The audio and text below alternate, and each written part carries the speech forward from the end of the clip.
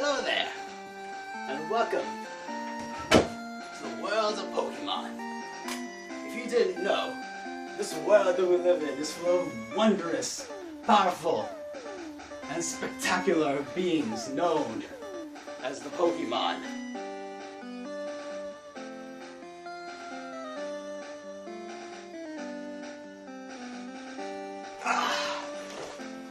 But I'm sure you're already well aware of that. So, let's just cut to the chase. Are you a boy or a girl? Fantastic! Thank you.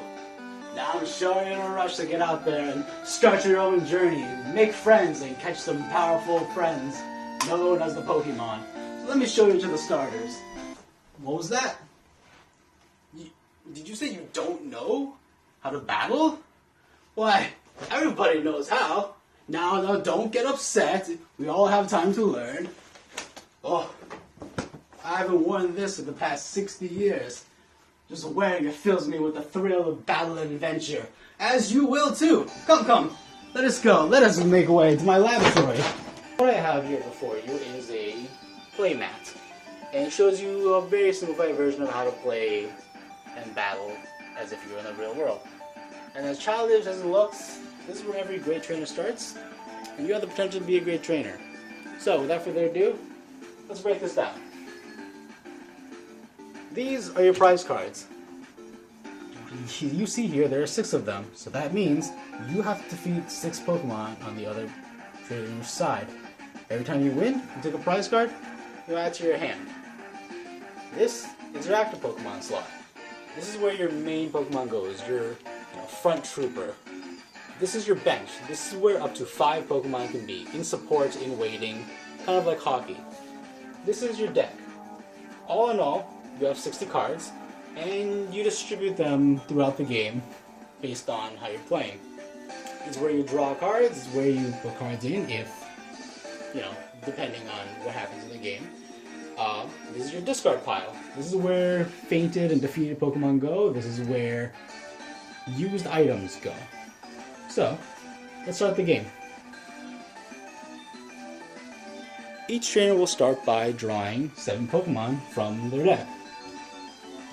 1, 2, 3, 4, 6, 7. Now once the 7 Pokemon cards have been drawn from each side, you must put down at least one basic Pokemon on the field, and that's your active Pokemon.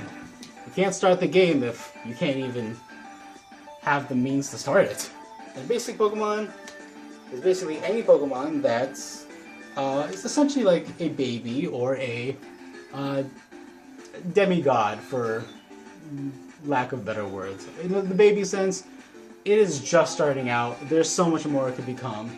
And for the demigod, it is what it is.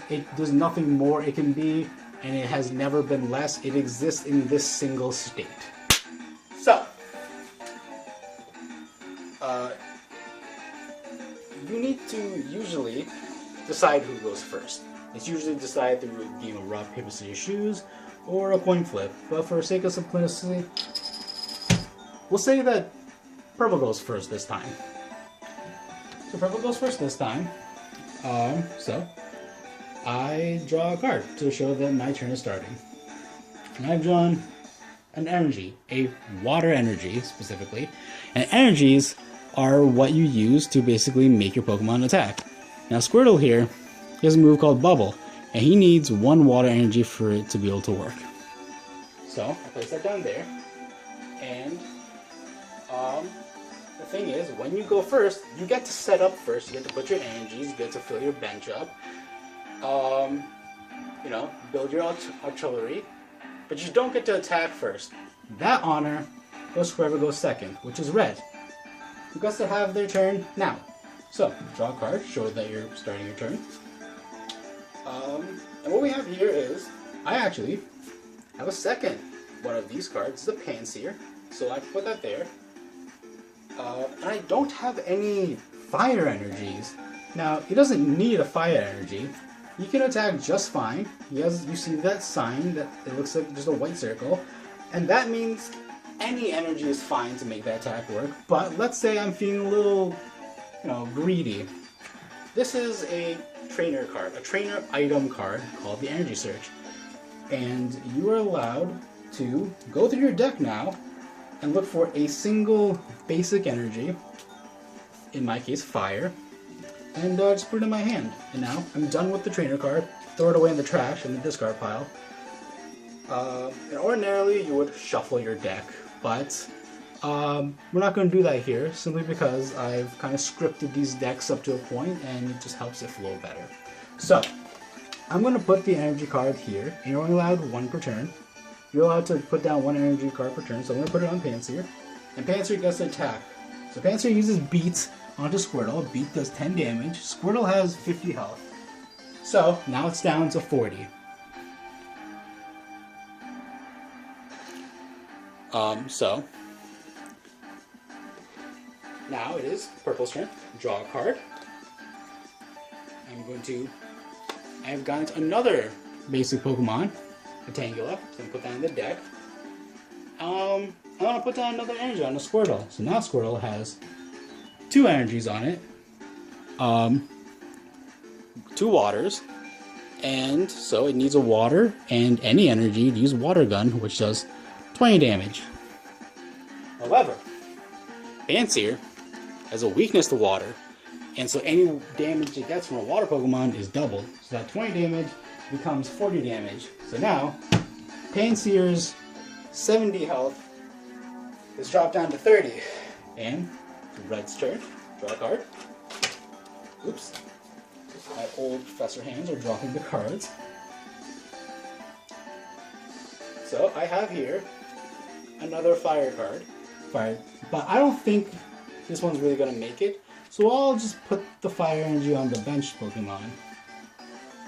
And I'm going to use this trainer support card called Sharon, which allows me to draw 3 Pokemon cards from the deck, put them directly into my hand. And wouldn't you know it, it's my lucky day, because I got 2 more basic Pokemon. So I just put those on the bench, and now I will once again use my active Pansear's Beat onto the Squirtle. Squirtle's down to 30 health. It is Purple's turn. I have another water energy. Put that on Squirtle. And I have drawn the evolved form of Squirtle. And so here's the thing. When you are going to evolve Pokemon, you must remember that you cannot evolve Pokemon on the first turn that it goes out. So if this was my first turn, I could not evolve it, because that would be the turn that I sent it out. However, this is my 3rd turn, so I am well allowed to put that. So I'm evolving it, and now Squirtle has turned into War Turtle and has a whole new set of attacks.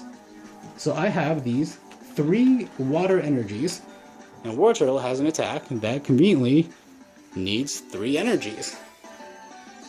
So it's got a double spin, and it requires me to flip 2 cards. This attack does 30 damage times the number of heads. So a total of possibly 60 damage. So let's see how that goes. That's 1.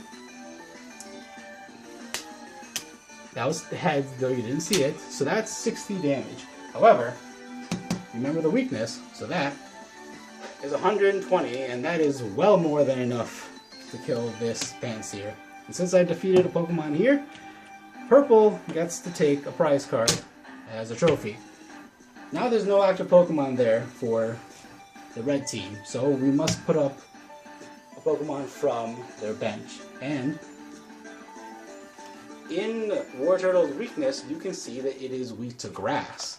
And we just happen to have a grass Pokemon here. So put that up. Red starts their turn. And I have not only a grass energy, but since this is not the turn that I brought up Swaddle, I'm allowed to evolve it. So, Swadloon has Tackle, which needs 1 grass energy. It does 20 damage, but that translates over to 40 damage to War Turtle. War Turtle has 110. Sorry, not 110. Let me check my old man glasses. Has 80 health. And previously, as a Squirtle, it had taken 20 health. So already we're down to 60 health. And now we just took 40 health. So we are down to 20. This turtle is shell-shocked, but maybe we can still pull through. So, draw a card, show that we are starting our turn. We have the evolved form of Tangela, which is Tangrowth. This is not its first turn out, so we can evolve it. You know, War Turtle isn't looking so great, so maybe I'm going to start putting energies on Tangela, just for caution. And again, we're going to try using Double Spin, so let's test our luck. Tails, not looking good. Heads. Okay, so that is 30 damage to Swadloon. Bring it down to 40. It is Red's turn. I'm going to put another Grass Energy on it. And now that allows it to use String Shock, which needs 2 energies of any flavor. String Shock says flip a coin. If heads, the defending Pokemon is now paralyzed. And paralyzed basically means if I get heads, which I did, I cannot do anything. I cannot attack. I am not allowed to switch out. I can still do things to my bench, but I cannot do anything with my active Pokemon. So I might as well start building up Tangrowth. So that's my turn. And it's already back to red, so draw a card. I'm going to be a little hopeful. The second Panzer, I'm going to put that fire energy I just drew right onto there. And I'm going to use String Shot again for 20. And that already just murders it, because that turns to 40. So, Red has won a game, and I'm going to take this prize card and put it in my hand. And then you have to put up a new Pokemon for it to fight. And that's the essentials of how this game goes. It's a back and forth, adapting to what your opponent has done and trying to use your wits against them until you have drawn all your cards, and hopefully you come out as better friends in the end. So, there you have it. The basics on how to battle, train, and win against your enemies using your wits, grit, and sometimes the smell of your pits. So, go out there, catch Pokemon, make friends, and dare to be adventurous.